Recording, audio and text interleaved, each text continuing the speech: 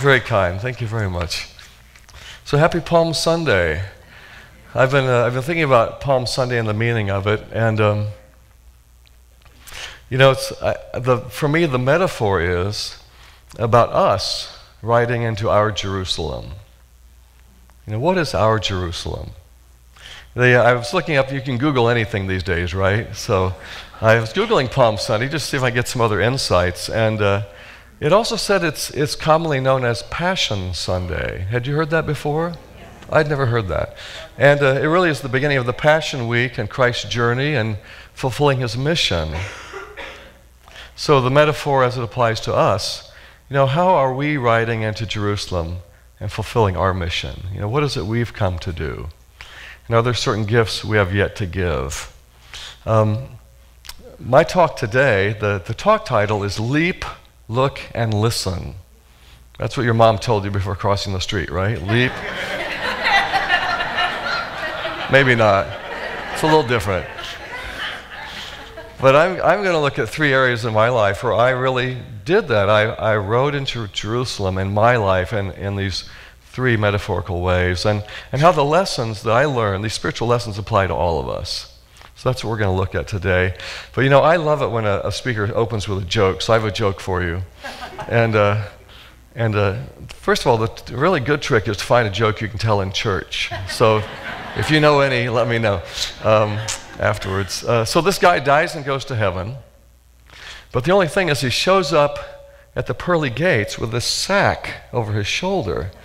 And St. Peter sees this and he says, "I'm sorry, sir, no earthly belongings allowed." But the guy kind of moans, "But you've got to let me bring this in." And "I'm sorry, that's the rules. But this is so important. It's like the essence of all my work on earth." By now, St. Peter is very curious what could be so important in the sack.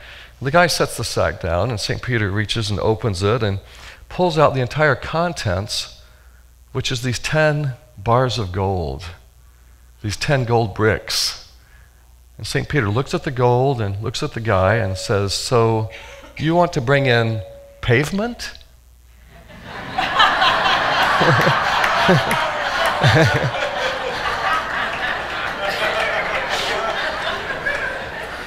It's good, huh? That's a cute joke, isn't it?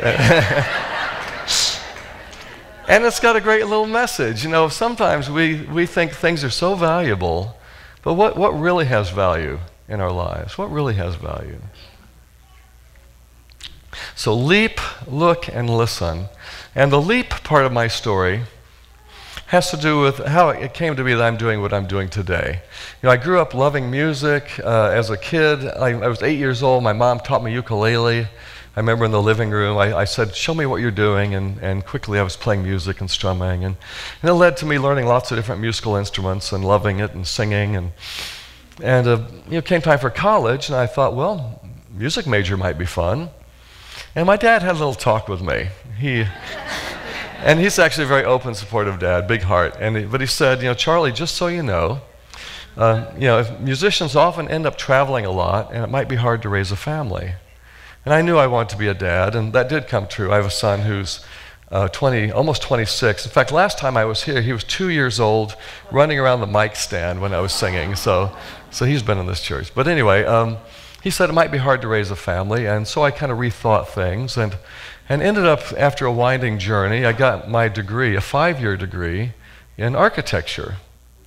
So, and that was not a gimme. It was a lot of work, a lot of late-nighters, so I graduated with my degree in architecture and started to work in some corporate firms, and on the 4th floor of my high-rise building in Houston, and just working in my little cubicle, drafting away. And I remember after a while I was sitting there thinking, is this it? What am I doing here? Because it felt like, is this going to be it? I'm just going to be in my cubicle now for the rest of my life. It didn't really feel like me. And it was safe. I had my regular paycheck, my benefits, but I felt like I was kind of dying a slow death. I like to call it a slow death with benefits.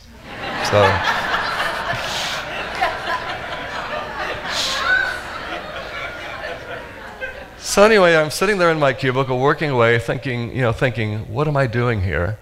And I just know those engineers and architects walking by, looking in at me in my cubicle, they had to be thinking, what is he doing here? Because if it's not a fit, maybe other people notice too. So meanwhile, I began my spiritual journey, and the songs I was writing at this time started to reflect that inner world. And a friend of mine heard this music, and she said, I know some people who would love the songs you're writing. She said, have you ever been to a Unity church? I said, no. But I found there's one in Houston, a nice big one, and I ended up connecting. And as soon as I walked in the doors, it just felt like, this is my place, this instant community, my family. I'm reconnected with my family. And one thing led to another. Before long, I was singing a solo in front of a lot of people on a Sunday morning, and I remember being very afraid. However, I knew that was my place. It was the right place for me. And so just walk through the fear. Just walk through the fear. That's my version of a fire walk. And it was 500 people in a big sanctuary, and it was difficult, but I was on course. And then I started to be part of some big music programs there. And then the two people directing some of the music, they began to tour to other Unity churches. And at one point they said, Charlie, would you like to come along with us? We're going to Unity about an hour from here on a Sunday morning. We'll do morning music and an afternoon concert. And so we went, and especially during that concert in the afternoon, my eyes just popped open. It's like, I got the vision. Now I saw where I was supposed to be. And to have 2 hours to do music with people and take us on the spiritual journey, and just all the songs are about awakening. So we're just filling ourselves with that vibration of awakening for a couple of hours. And just I went, oh my God, I have to do this. And so Monday morning, the next day, I gave my 2 weeks notice at work and just said, I'm going. Now, do you know that feeling when you can't not do something? I can't not do this. And there was no, how's this going to work? I didn't care. I knew that somehow this is going to work. And I remember it felt like I was asking God to help me walk on water. Like, I'm going to step out with no visible means of support, and this is just going to work. And it did. I had a little bit of savings, which I plowed into my first recording, and then I just kept stepping out, and always enough was provided. Something would always show up. I was always covered somehow. And I've been doing this 32 years, always covered somehow. It hasn't been a get-rich-quick scheme in the bank account, but in my heart, oh my God, the abundance of experiences and the ways that I've received love and given love and been a part of other people's awakening. Now, I'll also say that there was something that helped in addition to all of that, and maybe you've heard of it before. It's called overdraft protection. There were definitely times when I would stretch that, write the checks for the bills, leave town, come back, put the money in the bank, and we're even. So my question to you, what is your next leap? And I'm sure a lot of you are already in service in many ways, but maybe there's a project that's been hovering in the back of your mind, or some way of you to be in service that you've been thinking about but haven't really put into action. It may not be this big, wide career change like I did, but what is your next stretch? How is God calling you? What's part of that walk into Jerusalem to fulfill your mission? What's your next stretch? Maybe something popped into your mind when I said that. What's your next stretch? How can you give your gifts and be a part of, someone else helped you. I'm sure you can think of 1 or 2 people in your life that were a big part of your awakening, how your consciousness changed. You can be that for other people, for the next people. Pass the baton. And it's a beautiful thing. It's a beautiful thing. Okay, so leap, look, and listen. The look part of my story has to do with it started with a workshop I dropped into in my 20s, and I remember it was a free workshop in the evening. There was a healing arts festival in Aspen, Colorado, and in the evenings they're just offering free workshops. And this one, the title was something about higher consciousness. I remember I walked in. There was a man and a woman leading it, and as soon as I saw them, I saw something in their eyes that made me say, I want to know what they're doing. You know that feeling? Like, I'm not sure what they're doing, but I want to know more about it, because there was this deep peace in their eyes. So I immediately trusted them. Are these mics still on? No? Okay. Oh, this one? Okay. So about halfway through the workshop, and this is the only part I really remember, is at one point they said, okay, we're going to do an exercise. So imagine if someone says this to you. Find a partner, turn your chairs where you're facing each other, and for the next 20 minutes, just look in your partner's eyes in silence. In fact, we're going to do that right now. Would you turn your chair? A nervousness came over the room. No. No, well, your thing is probably what I was thinking, because I went, we're going to do what? But I remembered that I trusted. There's a trust already established, so I said, well, let's just see what happens. And I didn't know anybody there, so I picked some guy, and we turn our chairs, we're facing each other, and then the 20 minutes in silence begins. And I remember my mind was just chattering. It's like, thinking thoughts like, oh my God, he can see into my soul. I feel so exposed. And then I think my next thought was, oh my God, it's only been 3 minutes.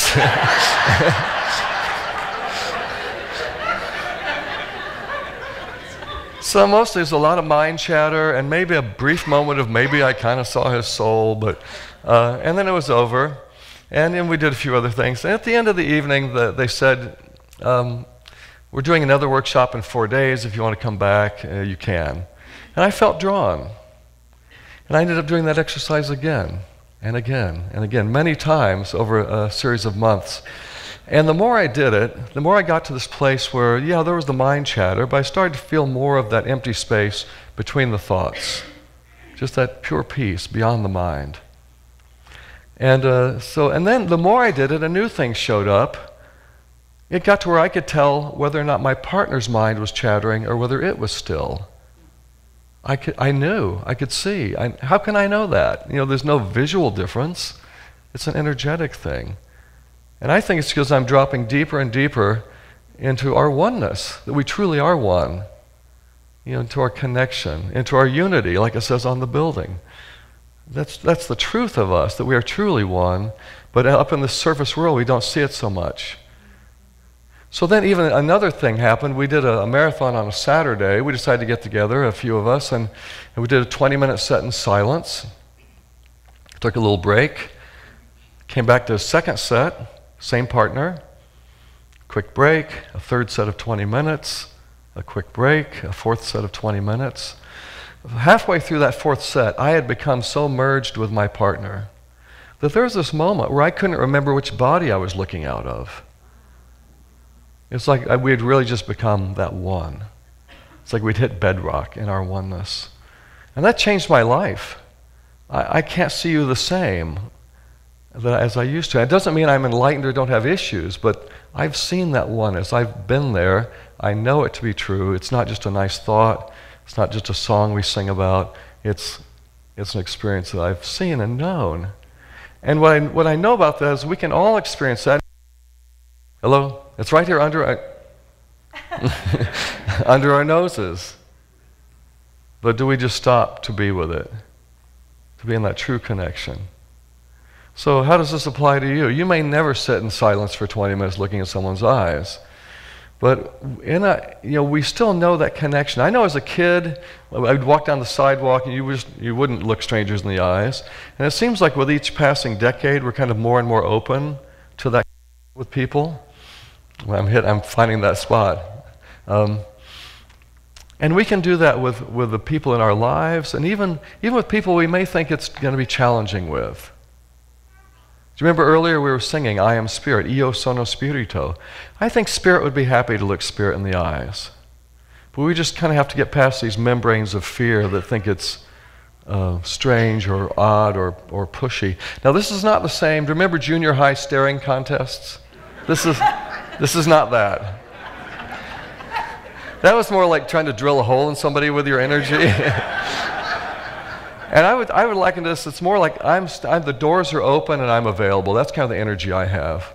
It's not pushy, it's not trying to get someone to connect, just kind of the doors are open, I'm available. So we can do this with people in our lives. There are family members, I'm sure, for each of you, where you have these whole stories wrapped around who they are. Can we start to peel that away? and see the being, see that spirit. And of course, miracles would say, remove the blocks to the awareness of love's presence. Such a simple principle, and so true. Just to let those blocks fall away, to see truly. It's spirit looking in spirit's eyes, that we are one. To truly look, to truly see. So leap, look, and finally listen. The listen part of my story really started when, it has to do with the shift that happened in my songwriting. Now, you may not think of yourself as a songwriter. You may be a secret songwriter, but this will still apply to you, you'll see. So, years ago, songs would really just mainly come unexpectedly. I might be walking down the sidewalk. I have a certain rhythm to my step. I hear music that goes with it, and a song starts coming, and I quick try and record it before I forget it. Well, then there came a day when it was someone's birthday, and I wanted to write a song for her on her birthday. And that's not how it works. You don't get to pick the day, but I got out my guitar anyway, and my little recorder and a blank piece of paper. And I just started to play some chords, just see what might sound good. And it really wasn't flowing. It was effortful and clunky, and it didn't feel like real music. And then I heard a voice. I wasn't used to hearing voices, and this voice was very emphatic, and it said three things. It said, close your eyes, shut up, and listen. And I kind of obeyed. It's almost like a mother's voice. And I went, okay. And I did that. I closed my eyes, I got silent. And in that silence, I began to hear this new little melody I'd never heard before. It's like this little wisp coming in from heaven. And I listened, and I said, that's sweet. And so I sang that into the recorder. Then I closed my eyes and listened some more, and I heard some more, and I sang that. And before long, it was like I had enough to pick up my guitar and find what are the chords to that, and then start playing it, and some words just started coming, and then I just set the guitar down and started writing words. And within 30 minutes, a new song was born, just from getting out of the way. It's kind of like a thread was dangling down from heaven. I didn't invent that thread, but it's my job to reach up and pull on it. And I kept pulling, and there were more threads, and eventually broadcloth coming down out of heaven, all this material. And I have certain skills, so my talents had to do with trimming it, giving it beginnings and endings, and how's it going to be organized. But it's just coming from another source. It's almost like a portal opened up, and an energy from somewhere else is coming through. Now, you may not be a songwriter. Maybe there's something else that you're working on. How am I going to design something or rearrange my living room? Or you can close your eyes and just see if you can get a vision, maybe see. Or something that applies to all of us. We all need to ask, don't you often ask God, what would you have me do? What would you have me do in this situation? To ask for guidance. Have you ever asked God for an answer and you get an answer, and maybe you don't like the answer? You ever say, do you have any other answers? Well, part of the process is if you're willing to ask and willing to listen, maybe go with what you hear. Maybe there's a reason you heard that. Years ago, someone showed me how to play with a pendulum. Has anyone here done the little pendulum thing? It's a little, woo-woo, but I tried it for a short time, and basically, if you don't know, you kind of test for it, but generally you ask a yes-no question, and if it goes clockwise, it's a yes, counterclockwise, a no. And the idea is that your higher self is somehow moving through and helping you know the answer. So I tried it, and I didn't do any life-changing questions, but part 2 of that exercise was to surrender to the answer. If you're going to do it, then let's play this game called See What It Leads To. So I wouldn't ask big life-changing questions, but I would try, yes, no, and so I would go do that, and then maybe ask again, now what? And what it did, after about a week, it got me used to the process of asking, listening, and surrendering. And after a while, I'd used it enough, I felt like something opened up in me that could listen. I could just toss the pendulum. And I got into that place where I could ask and listen and go with what I hear. That was a great exercise. I wrote a song some years ago about this, the third verse. It's a song called I Thank You. And in the third verse, the words kind of speak to this. It says, so I listen to your guidance when and where you'd have me be. Then I place myself into your hands, and I do it gratefully. Grateful to be hearing an answer, grateful to be guided. Now you might be thinking, well, if I listen to these questions, what if I have some bumps and bruises and like make some messes along the way? Well, you're already doing that anyway, aren't you? Why not do it with God's assistance? Why not? Well, let's play the one where I listen to what I think God's telling me. And, you can always, change course a little bit if you need to. I heard the moonshot was off course 99% of the time. Course correction, course correction, course correction. We can do that. So to truly listen, to truly hear, and to be willing to act, to test that. So leap. What is your next stretch, your next way of being in service? Look, how can we see more deeply the truth that we truly are one, and to know that with each other? And listen, how can we open to creativity from beyond, from that greater source, creativity and guidance, and to let our lives be led by listening to God? May these all three be ways that you incorporate into your arrival into Jerusalem. God bless. Thank you.